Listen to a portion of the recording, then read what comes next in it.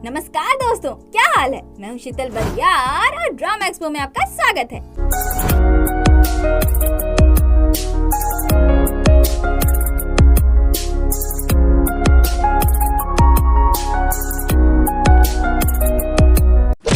Delay के लिए I am really sorry दोस्तों। एक्चुअली मैं अपनी फ्रेंड की शादी में थोड़ी बिजी हो गई थी, so I hope you understand and don't worry, अब से वीडियोस जल्दी आएंगी। ओके, तो अब ज्यादा टाइम वेस्ट ना करते हुए चलिए शुरू करते हैं।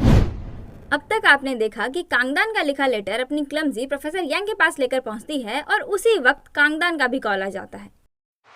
अब आगे, जिस पल सारे पजल्स के पीसेस अपनी अपनी जगह पर आ जाते हैं, सारा शक कम हो जाता है और संतोषजनक सच बाहर आ जाता है। वो उस कानून के फैसले की शुरुआत होती है जिसके एक हाथ में तराजू और दूसरे हाथ में तलवार है।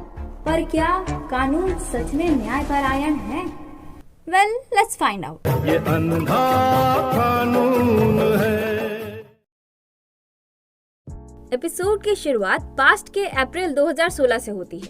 एक लड़की जो शायद कांगदान है, वो प्रोफेसर यांग जो उस वक्त एक प्रोसिक्यूटर थे, उनसे मिलने पहुंचती है। उसके बाद सोना रूम में एमएलए को और प्रोफेसर सीओ जो उस वक्त हेड प्रोसिक्यूटर थे, दोनों साथ में बैठे बात करते हुए दिखाए जाते हैं। एमएलए को बोल रहे होते हैं कि मैंने जो पब्लिक ऑफिशियल इलेक्शन एक्ट का वायलेशन किया था, उस बात को लेकर वो गुस्ताख लड़की प्रोसिक्यूटर यांग के पास पहुंच गई। हिम्मत तो देखो। प्रोसिक्यूटर सीओ बोलते हैं वो मेरी बात नहीं मानेगा। एमएलए को बोलते हैं तुम्हें मनवाना पड़ेगा, वो प्रोसिक्यूशन में बस तुम्हारे साथ काम ही तो करता है, तुम मेरे लिए इतना तो कर ही सकते हो ना। प्रोसिक्यूटर सीओ कुछ नहीं बोलते। एमएलए को बोलते हैं मैंने उस सिरफिरे को भी यहाँ बुलाया है। तभी दरवाजे पर आवाज होती है और प्रोसिक्यूटर यांग अंदर आते हैं। आते ही इधर उधर की बातों में टाइम वेस्ट ना करते हुए वो सीधा काम की बात करने लगते हैं। पर नेता लोगों को सीधी बात कहाँ भाती है, तो एमएलए को भी इधर उधर की बातें करने लगते हैं। अब जब आप यहाँ आए हैं तो कपड़े उतारिए, थोड़ा पसीना बहाइए हमारी तरह।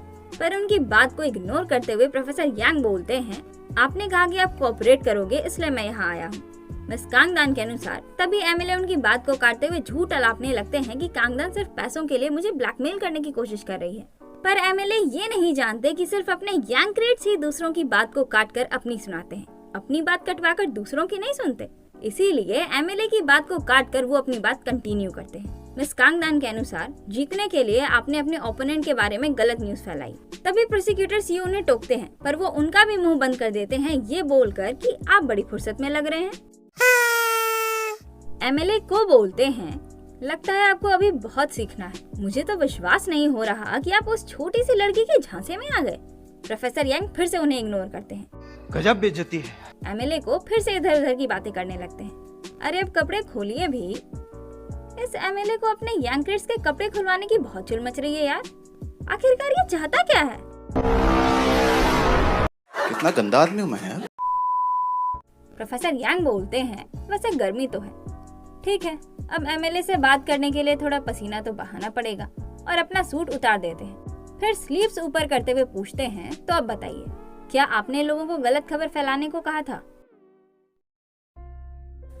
अब कहानी उसी मोमेंट पर पहुंचती है जहां इन दोनों के सामने फोन से आवाज आई, मैं कांगदान हूँ। लेकिन इससे पहले कि प्रोफेसर फोन ले पाए, सोले झट से फोन छीन लेती है और बोलने लगती है तुम कांगदान हो, हेलो हेलो, तुम कांगदान बोल रही हो, ये मैं हूँ कांगसोल, हेलो। पर उधर से कोई आवाज नहीं आता। तभी प्रोफेसर यांग उससे फोन लेकर बात करने लगते हैं, पर उधर से अभी भी कोई आवाज नहीं आती। दूसरी तरफ अपना एरोगेंट बाबा और सीरियस गाय जीहू कैंपस के किचन में अपना अपना खाना बनाकर खाते हुए बातें कर रहे होते हैं, जिसमें पता चलता है कि प्रोफेसर यांग के अगले ट्रायल के विटनेस के रूप में अपना सीरियस गाय जीहू कोर्ट में पेश होने वाला है। साथ ही ये भी पता चलता है कि इनके फाइनल्स भी जल्द ही आने वाले हैं। अपने लैपी पर वाइस डीन वाली न्यूज आर्टिकल देखकर अपना सीरियस गाय जीहू पूछता है वैसे वाइस डीन ने झूठ बोलने की कोशिश क्यों की? हांजुन बोलता है वो कैमरे में ज्यादा अच्छे लगते हैं, उन्हीं से जाकर पूछ लो, मैं भी क्यूरियस हूँ। फिर जीहू पूछता है क्या सोले सच में उनकी बेटी है? हांजुन बोलता है सोले सामने से ज्यादा अच्छी लगती है, उससे जाकर खुद पूछ लो। इधर प्रोफेसर यांग फिर से उस नंबर पर कॉल करने की कोशिश कर रहे होते हैं, पर कॉल रिसीव नहीं होती। सोले पूछती है क्या ये वही कांगदान है जिसे मैं जानती हूँ?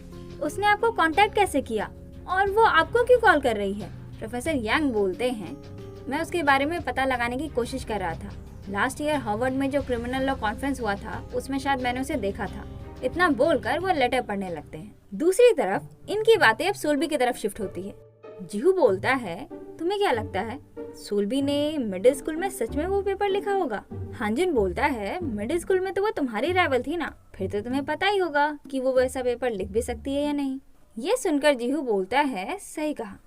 वैसे भी ये बात इस बात से तो ज्यादा ही सेंस बनाता है कि वो पेपर प्रोफेसर सियो ने लिखा था। क्या दोगलापन है। ये सुनकर हांजुन को बहुत बुरा लगता है, पर फिर भी वो खुद को शांत रखकर पूछता है, दोगलापन? इस पर जीहू उसे एक आर्टिकल दिखाता है जिसमें कोरिया के जाने माने toy company toy good toy के सीईओ मिस्टर सियो गियोल के बारे में लिखा होता है, जिन्होंने एक केस की वजह से आत्महत्या कर ली थी क्योंकि उनके केस को पब्लिक में डिस्क्लोज कर दिया गया था। जीहू बोलता है, सोल जंगयांग पुलिस स्टेशन के अनुसार शाम 5 बजे के अराउंड टॉय गुड टॉय के सीईओ मिस्टर सियो की बॉडी उनके ऑफिस में जली हुई अवस्था में मिली, जिन्होंने खुद से ही खुद को आग लगा लिया था। उन्हें उस अवस्था में सबसे पहले उनके बेटे ने ढूंढा था। पुलिस को वहाँ पर कुछ सस्पिशियस नहीं मिला, तो उन्होंने सोचा कि उन पर चल रहे केस के स्ट्रेस और प्रेशर में आकर उन्होंने आत्महत्या कर लिया।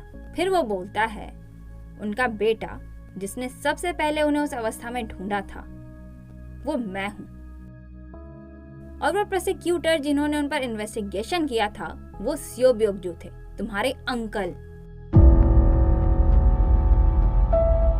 ये सब सुनकर हांजुन इतना ज्यादा हैरान हो जाता है कि कुछ नहीं बोल पाता। जीहू अपनी बात कंटिन्यू करता है, तुम्हारे अंकल ने अपनी कार से सिर्फ उस छोटे बच्चे को ही नहीं मारा, मेरे पापा पर चल रहे केस को पब्लिक में डिस्क्लोज करके उनकी भी जान ले ली। फिर वो हांजुन को वो सब कुछ दिखाता है जो उसने प्रोफेसर सियो के खिलाफ इकट्ठा कर रखा था। उनसे रिलेटेड सारे न्यूज आर्टिकल्स, उनसे रिलेटेड सारे वीडियोस, इवन उनके ऑडियो रिकॉर्ड्स तक उसके पास होते हैं।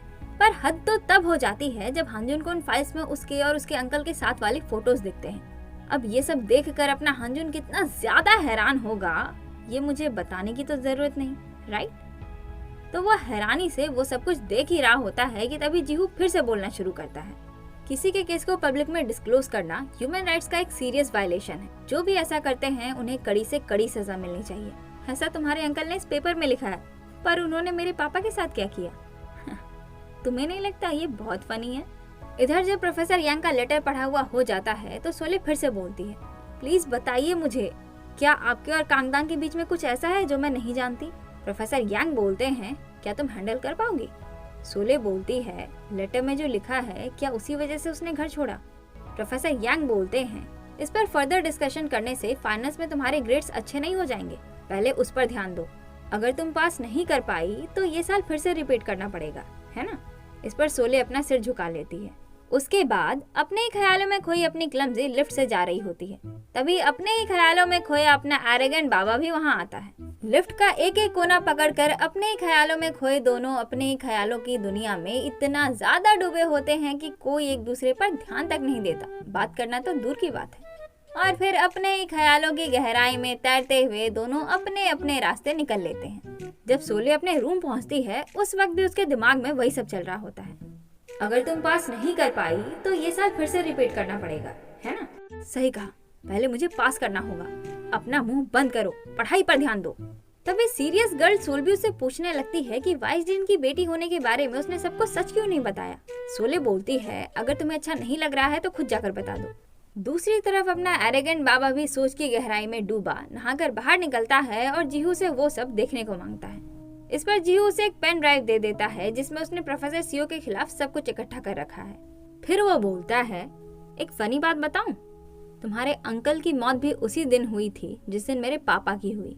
इधर सोले नहाकर निकलती है तो अपने डेस्क पर वही दिमाग तेज करने वाला हर्बल टॉनिक देखती है जो सीरियस गर्ल सोल्बी को अपनी माँ की वजह से रोज पीना पड़ता है। क्लमजी उस टॉनिक को सोल्बी के ड्रॉर में रखने लगती है। तभी सोल्बी बोलती है, तुम वो ले सकती हो। सोले पूछती है, क्यों? इस पर सोल्बी बोलती है, क्योंकि तुम वाइसडीन की बेटी हो। दूसरी तरफ प्रोफेसर यांग अपने घर में उसी लेटर के बारे में सोच रहे होते हैं। उस लेटर में लिखा होता है, मैं श्योर नहीं हूँ कि मैं ये लेटर आपको भेजूंगी भी या नहीं, पर फिर भी मैं आपसे माफी मांगना चाहती हूँ। प्रोफेसर यांग, मैंने वादा किया था कि मैं हमेशा इंसाफ का साथ दूंगी, पर मुझे माफ कर दीजिए, मैं ऐसा नहीं कर पाई। हराम के पैसों के सामने मैंने अपने घुटने टेक दिए। प्रोफेसर यांग उस नंबर पर फिर से कॉल करते हैं पर कॉल नहीं लगता। फिर वो किसी प्रोफेसर स्टोन को कॉल करते हैं और इंग्लिश में बात करते हुए पूछने लगते हैं कि आपको उसके बारे में कुछ पता चला जिसे मैंने ढूंढने को कहा था। उधर अपना हानजुन प्रोफेसर सीओ के वीडियोस देख रहा होता है, जिसमें एक वीडियो ऐसी भी होती है जिसमें प्रोफेसर सीओ सबसे छुपकर अपनी कॉफी में नशीली ग्लूकोन डी पाउडर मिलाकर पी रहे होते हैं। उस वक्त सीरियस गाय जीहू उधर से ही गुजर रहा था, जिसने उन्हें सबसे छुपते छुपाते ऐसा करते हुए देखा, तो उसने उनका वीडियो बना लिया। वीडियोस देखने के बाद हानजुन उनके ऑडियो रिकॉर्ड चेक करने लगता है, जिसमें से एक ऑडियो में वो मदहोशी के हालत में बोल रहे थे, तुम मेरे नेफ्यू नहीं हो, मेरे बेटे हो। मेरे बेटे, तुम्हें पता है मैं तुमसे कितना प्यार करता हूँ। ये सुनकर हानजुन इमोशनल हो जाता है और ड्रिंक करने लगता है और फिर से उस ऑडियो को प्ले करके सुनने लगता है। दूसरी तरफ अपनी क्लमजी अपने सारे सोच को साइड करके पढ़ने में लगी है, पर ये पढ़ाई पर ध्यान ही नहीं दे पा रही, क्योंकि बार बार इसके कानों में एक ही आवाज गूंज रही है, मैं कांगदान हूँ। इरिटेट होकर वो अपने कानों में पेन घुसा लेती है। तभी दरवाजे पर मेकअप की दुकान येसियोल आती है, जो क्लमजी के साथ ही सोने का पूछती है, ये बोलते हुए कि वो अपने रूम में अकेली नहीं सोना चाहती। सोले मान जाती है और येसियोल को अपने बेड पर सुला देती है, ये बोलते हुए कि तुम अभी सो जाओ, मुझे थोड़ी पढ़ाई करनी है, उसके बाद मैं भी सो जाऊंगी। दूसरी तरफ येसियोल के रूम में उसके बॉयफ्रेंड का कॉल आ रहा होता है और तीसरी तरफ जीहू के द्वारा इकट्ठा किए गए सारी चीजों को थॉरली चेक करने के बाद एरेगेंट बाबा को ये पता चलता है कि जीहू के पापा से रिलेटेड सारे न्यूज सिर्फ 2 रिपोर्टर्स ने ही पब्लिश किए हैं, रिपोर्टर चॉय जुंग ह्यूक और रिपोर्टर किम योन जे। वो नेट पर उन दोनों को सर्च करने लगता है। सुबह के लगभग 4 बजे अपनी पढ़ाई करके जब सोले सोने आती है तो उसके बेड पर जगह ही नहीं होती, क्योंकि येसियोल पूरा फैलकर सोई होती है। अब सोले दूसरे बेड पर भी नहीं सो सकती, क्योंकि उस पर तो सीरियस गर्ल सोल भी सोई है। इसीलिए वो मेकअप की दुकान येसियोल के रूम में जाकर सो जाती है। उसके आधे घंटे बाद, यानी कि सुबह के लगभग 4:30 बजे, येसियोल का बॉयफ्रेंड उसके रूम आता है और उसे अपनी गर्लफ्रेंड समझकर उसके बगल में लेट जाता है। सोले चिल्लाकर उसे जमीन पर ढकेलती है और फिर दम भर मारती है। वो उसे ढकेलकर भागता है, सोले भी उसके पीछे भागती है, पर उसे पकड़ नहीं पाती। एंड हियर कम्स अपना एरोगेंट बाबा, जो दरवाजे पर उस छिछोरे को धर लेता है। उसके बाद पता चलता है कि गर्ल्स डॉर्म में बिना स्टूडेंट आईडी कार्ड के कोई एंटर नहीं कर सकता, और येसियोल का ये छिछोरा बॉयफ्रेंड इसलिए यहाँ एंटर कर पाया क्योंकि येसियोल ने इसे अपनी स्टूडेंट आईडी दे रखी है। और ये पहली बार नहीं है जब ये छिछोरा इस तरह से यहाँ आया है, पहले भी कई बार ये यहाँ आ चुका है जब सोले की रूममेट छुट्टी पर होती है।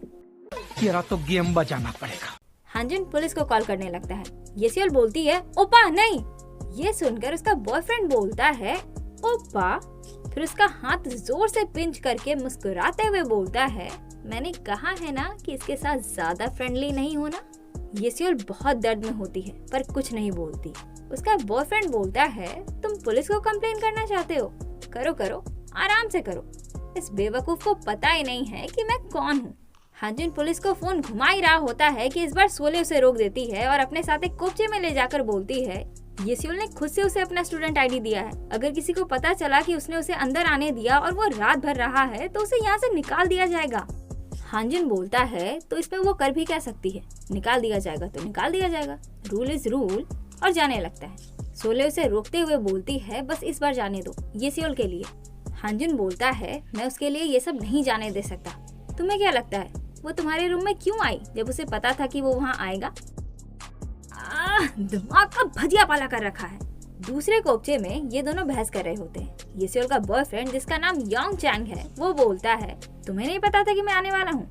येसियोल बोलती है, माफ कर दो, मुझे नहीं पता था कि वो वहाँ सोने चली जाएगी। योंग चैंग बोलता है, चलो ये तो अच्छा है कि तुम किसी लड़के के साथ नहीं सो रही थी। ये सुनकर येसियोल हैरान रह जाती है। योंग चैंग बोलता है, तुम मुझे अवॉइड क्यों कर रही थी? हाँ। येसियोल बोलती है, मैं नहीं कर रही थी, मैं बस परेशान थी, डर गई थी मैं। जब मैंने तुम्हें आईडी दिया था तो मैंने सोचा तुम कभी कभी आओगे, अगर तुम हर रोज आओगे तो मुझे निकाल दिया जाएगा। योंगचैन बोलता है, तो निकालने दो उन्हें, तुम मेरे साथ रहने आ जाओ। तभी दोनों धुरंधर वहाँ आते हैं और सोले योंगचैन से येसियोल की आईडी मांगती है। योंगचैन नहीं दे रहा होता, इसीलिए हानजुन उसे छीन लेता है। सोले दोनों को वार्निंग देती है कि नेक्स्ट टाइम से ऐसा नहीं होना चाहिए, वरना वो दोनों को नहीं छोड़ेगी। इस पर येसियोल उसे थैंक्स करती है और योंगचैन को लेकर जाने लगती है, पर तभी हानजुन उसे रोक कर बोलता है, इतनी आसानी से नहीं जाने दूंगा। वो योंगचैन को अपने साथ लेकर जाता है और ये दोनों येसियोल के रूम आ जाती है। येसियोल उसे माफी मांगती है। सोले बोलती है, गलत मत समझना, पर तुम्हारा बॉयफ्रेंड थोड़ा डेंजरस लगता है। एक्चुअली थोड़ा नहीं, बहुत ज्यादा। येसियोल बोलती है, ऐसा कुछ नहीं है, तुम ज्यादा सोच रही हो। सोले बोलती है, मुझे तुम्हारी चिंता हो रही है, ऑब्सेशन प्यार नहीं होता। येसेर बोलती है, ऐसा कुछ नहीं है, ज्यादा मत सोचो, सो जाओ। सोले बोलती है, ये आखिरी बार है जो मैं ये सब जानने दे रही हूँ, आगे से ऐसा नहीं होना चाहिए।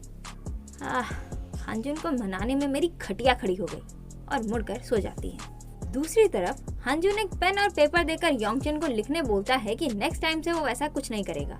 योंगचन बोलता है, तुम लॉ स्टूडेंट हो ना, तुम्हें नहीं पता कि कोर्ट में इन पेपर्स का घंटा भी वैल्यू नहीं होता। हांजुन बोलता है, पर इसे सबूत के तौर पर यूज किया जा सकता है, ये साबित करने के लिए कि तुमने दोबारा वो काम किया जिसके लिए तुम्हें एक बार वार्निंग मिल चुकी है। योंगचन बोलता है, तुम्हें पता भी है मैं कौन हूँ। हांजुन बोलता है, खैर मनाओ कि मुझे पता नहीं है। अगर मैं लोगों को बता दूं कि किसके बेटे ने रात में गर्ल्स डॉम में ताक झांक करने की कोशिश की है, तो पहले तुम्हारे पापा का नाम वायरल होगा। योंगचन गुस्से में हाथ उठाने लगता है, पर अपना एरोगेंट बाबा कहाँ डरने वाला है। वो बिना पलक झपकाए प्राउड मुस्कान के साथ एक टक से उसे ही देखे जा रहा होता है। ये देखकर उल्टा योंगचन की आंखों में डर बैठ जाता है और वो बैठकर पेन खोलकर बोलता है, बताओ क्या लिखना है। हांजुन बोलता है, क्या बताऊं, सोचो तुमने क्या क्या किया है और लिखो। ये सुनकर योंगचन को बहुत गुस्सा आता है, पर वो अपना गुस्सा पीकर चुपचाप लिखने लगता है। अपने एरोगेंट बाबा का नाम एरोगेंट बाबा किसी रीजन की वजह से। ऐवे कोई भी आता जाता एरे गरे नथु गरे से धमका नहीं सकता।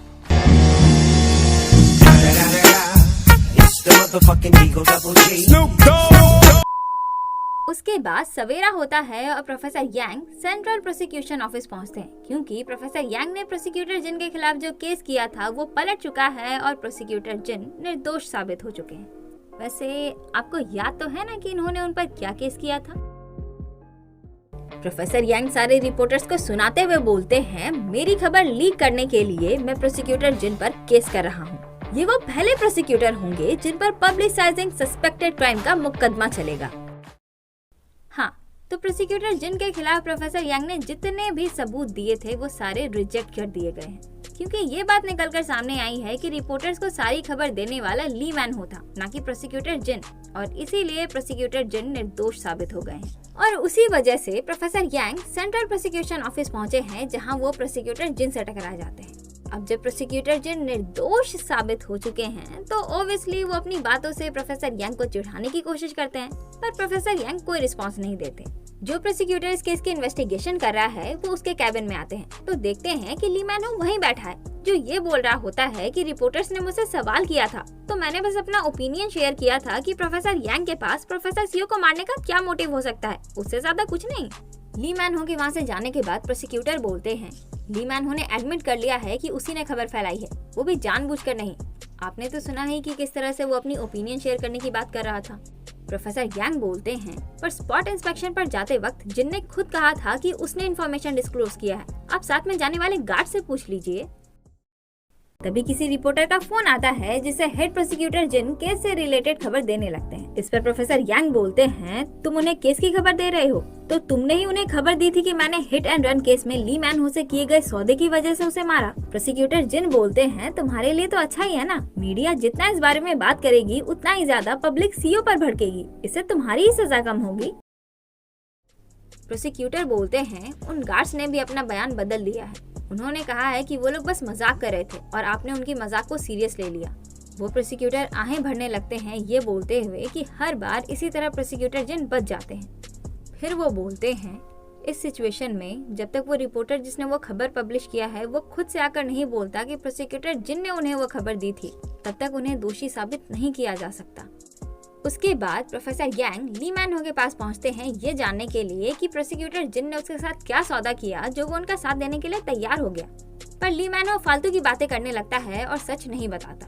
फिर वो बात बदलते हुए बोलता है, वैसे आपके ट्रायल में मजा आया। इस पर प्रोफेसर यांग बोलते हैं, लेकिन ट्रायल से ज्यादा तो तुम किसी और चीज में इंटरेस्टेड लग रहे थे, मेरी स्टूडेंट को हाथ लगाने की कोशिश भी मत करो। ली मैन हो बोलता है, हाथ लगाना? मैं तो बस उससे एक फेवर मांग रहा था, उस लड़की की एक बहन है और मुझे उससे मिलना है। इधर हांजुन वो पेन ड्राइव जीहू को लौटाकर बोलता है, तुम्हें इतना कुछ करने की जरूरत नहीं थी, उनके वीडियोस, ऑडियो रिकॉर्ड्स, तुम तो ऑलमोस्ट उन पर जासूसी ही कर रहे थे। वैसे पूरी रात ये सब देखने के बाद मेरा मानना ये है कि वो मेरे अंकल नहीं थे। जीहू बोलता है, ऐसा तुम्हें लगता है क्योंकि तुम मानना नहीं चाहते। हांजुन बोलता है, मैं तुम्हारे रीजनेबल डाउट्स की रिस्पेक्ट करता हूँ। अगर तुम्हारी जगह मैं होता तो मैं भी यही करता, पर वो मेरे अंकल नहीं है और अपनी बात को साबित करने के लिए मैं सबूत ढूंढ कर लाऊंगा और तुम्हारा शक दूर करूंगा। जीहू गुस्से में वहाँ से जाने लगता है। हांजुन बोलता है, वैसे ये बात प्रोफेसर यांग को पता है? जीहू बोलता है, हाँ। तभी प्रोफेसर यांग का कॉल आता है जो उसे मिलने बुलाते हैं। दूसरी तरफ अपनी क्लमजी जो मेकअप की दुकान ये सियोल के कमरे में सोई है, वो धम से क्या हुआ? टायर फटा? आए दैया, मार डाला रे। वो फोन उठाती है तो पता चलता है कि इसकी बैटरी तो डेड है। फिर वो घड़ी में टाइम देखती है। 11:10 का टाइम देखकर इसके 12 बज जाते हैं और वो झट से भागती है। उधर जीहू प्रोफेसर यांग से मिलने पहुंचता है। वो उसे बताते हैं कि प्रोसिक्यूटर जिन निर्दोष साबित हो चुके हैं। अब अगर आप कंफ्यूज है कि प्रोफेसर यांग इसे क्यों बता रहे हैं, तो आपको बता दूं कि जीहू के पिता भी पब्लिसाइजिंग सस्पेक्टेड क्राइम के ही विक्टिम थे। तो अगर प्रोसिक्यूटर जिन को सजा मिलती है जो पब्लिसाइजिंग सस्पेक्टेड क्राइम से रिलेटेड पहले सजा होगी, तो जीहू के स्वर्गवासी पिता को इंसाफ मिलने के चांसेस बढ़ जाएंगे। Okay now back to episode. Professor Yang बोलते हैं, तुमने मेरे लिए उसके खिलाफ कंप्लेंट भी लिखा था, लेकिन अब सब यूजलेस है। जीहू बोलता है, मुझे पता था ये इतना आसान नहीं होगा। फिर वो अपने क्लासेस अटेंड करने के लिए जाने लगता है। तभी प्रोफेसर किम से टकरा जाता है जो प्रोफेसर यांग से मिलने के लिए आई हैं। वो उन्हें ग्रीट करके चला जाता है। प्रोफेसर किम प्रोफेसर यांग से बातें करने लगती हैं, जिसमें पता चलता है कि न्यूज वाले फोटोज और आसपास की खबर की वजह से इन्हें भी यही लगता है कि सोले वाइसडीन की बेटी है। ये सुनकर प्रोफेसर यांग थोड़ा हैरान हो जाते हैं। फिर मुस्कुराते हुए क्लियर करते हैं कि उनकी बेटी सोल्बी है, न कि सोले। उधर वाइस डीन अपना रेजिग्नेशन लेटर लेकर डीन साहिबा के पास पहुंचते हैं। डीन साहिबा उन्हें अपने रेजिग्नेशन के बारे में फिर से सोचने को बोलती है, पर वो नहीं मानते और अपनी बात पर अड़े रहते हैं। तब वो प्रोफेसर यांग को कॉल करके बोलती है, वाइस डीन के पास अपने रेजिग्नेशन लेटर को फाड़ने की हिम्मत नहीं हो रही। इस पर प्रोफेसर यांग उन्हें कुछ बोलते हैं, जो सुनकर वो बोलती है, मुझे ही करना चाहिए। फिर वो उनका रेजिग्नेशन लेटर फाड़ देती है और वाइस डीन को एमएलए को के स्पेशल लेक्चर की तैयारी करने के लिए भेज देती है। एमएलए को का जो लेक्चर होने वाला है, उसमें क्रिमिनल लॉ पढ़ने वाले सारे स्टूडेंट्स को जबरदस्ती बुलाया गया है, क्योंकि फिलहाल ये क्लास प्रोफेसर यांग की जगह प्रोफेसर जुंग ले रहे हैं और उन्होंने हिदायत दी है कि एमएलए का लेक्चर सबको अटेंड करना ही करना है। हिडबन बॉय बोलता है, प्रोफेसर जुंग पहले से ही कनेक्शंस बना रहे हैं ताकि टाइम आने पर स्कूल के प्रेसिडेंट के पोस्ट के लिए लड़ सकें। लॉलीपॉप गाय बोलता है, अगर मैं ये क्लास स्किप कर दूं तो क्या उन्हें ऑफेंड करने के लिए मुझे पनिशमेंट मिलेगी? इस पर हांजुन बोलता है, किसी को भी ऑफेंड करना कोई क्राइम नहीं होता, और अपने रास्ते जाने लगता है क्योंकि अपना एरोगेंट बाबा वो लेक्चर अटेंड नहीं करने वाला। लॉलीपॉप गाय बोलता है, अगर तुम नहीं गए तो तुम्हें एब्सेंट कर देंगे, पर अपना एरोगेंट बाबा कहाँ सुनने वाला है। तभी स्वीटर सॉन्ग भी अपने काम से निकल जाता है और ये तीनों हैरानी से खड़े ये बोलते रह जाते हैं कि इनमें कितना कॉन्फिडेंस है, सिर्फ टॉपर स्टूडेंट से इस तरह से कल्टी मार सकते हैं। मुझे इनसे बहुत जलन होती है। तभी येसियोल का बॉयफ्रेंड वहाँ आता है और वो उसके पास चली जाती है, जो देखकर हेडबैंड बॉय बोगी उदास हो जाता है। लॉलीपॉप गाय बोलता है, मैंने कहा था ना उसे भूल जाओ। तभी सोले पीछे से आती है जो बोलती है, अपना मन छोटा मत करो, जाकर उसे प्रपोज करो। बोगी बोलता है, ये क्या बोल रही हो, वो ऑलरेडी किसी और के साथ है। सोले बोलती है, तो क्या ये इलीगल थोड़ी है? इस पर लॉलीपॉप गाय बोलता है, अच्छा तो अगर कोई तुम्हारा बंदा चुरा ले तो? सोले बोलती है, तो उसकी मौत पक्की। हिपोक्रेसी की भी सीमा होती है। ये लोग बातें करते हुए लेक्चर हॉल की ओर जाने लगते हैं, जिसमें पता चलता है कि येसियोल का बॉयफ्रेंड यानी कि योंगचन का बाप कोई बड़ी हस्ती है, पर वो हस्ती कौन है ये नहीं पता। साथ ही ये भी पता चलता है कि वो इस लॉ स्कूल के एंट्रेंस एग्जाम की तैयारी कर रहा है। येसियोल की ही तरह उसका बॉयफ्रेंड भी इस लॉ स्कूल में पढ़ना चाहता है। दूसरी तरफ स्वीटी सॉन्गजे और सोल भी आपस में बातें कर रहे होते हैं, जिसमें पता चलता है कि उस दिन टीए ने सोल्बी का लैपटॉप काट के सबसे आगे वाली साइड पर रखा था, और जब स्वीटू वहाँ पहुँचा तो उसने अपना लैपटॉप सबसे पीछे रखा था। लेकिन फिर क्लास खत्म होने के बाद जल्दबाजी में पीछे के बजाय सॉन्गजे ने आगे वाला लैपटॉप उठा लिया जो सोल्बी का था। सॉन्गजे बोलता है, हम दोनों का लैपटॉप सेम ही मॉडल का था, इसलिए मैं कंफ्यूज हो गया। सोल्बी बोलती है, सेम मॉडल का लैपटॉप? ऐसा तो नहीं है।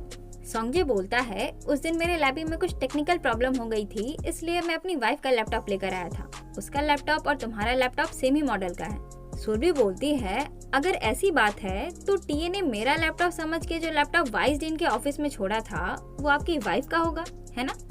सॉन्गजे इसका कोई जवाब नहीं देता और जाने लगता है। सोल्बी बोलती है, मेरे सवालों का जवाब दीजिए, वो लैपटॉप आपकी वाइफ का क्यों नहीं था? क्यों वो लैपटॉप प्रोफेसर यांग का था।